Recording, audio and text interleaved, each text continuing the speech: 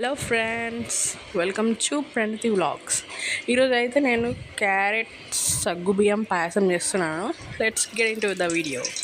First అయితే పాత్ర తీసుకొని నెయ్యి వేసుకొని అది కరిగిన తర్వాత మనము క్యారెట్ అయితే వేసుకొని వేయించుకోవాలండి.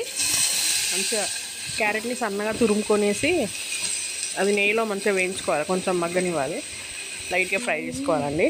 నేనైతే జొడ్ల కౌగి వాడుతున్నాను, అంటే ఇట్స్ మై పర్సనల్ చాయిస్ అండి, ప్రమోషన్ ఏం లేదు.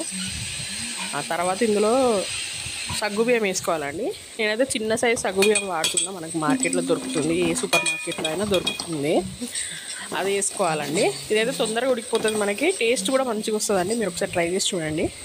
ఇవి రెండు వేసి మిక్స్ చేసుకున్న తర్వాత పాలు పోసుకోవాలండి. దానికి సరిపడా పాలు పోసుకొని బాయిల్ మంచిగా ఉడకనివ్వాలండి. ఎస్,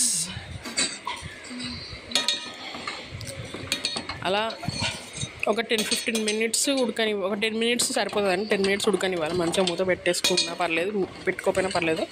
మంచిగా దాని మన క్యారెట్ అనేది మంచిగా ఉడకాలి. అలా ఉడికేదాకా బాయిల్ చేసుకోవాలండి. చూడండి, చక్కగా బాయిల్ అవుతుంది, మంచిగా ఉడుకుతుంది.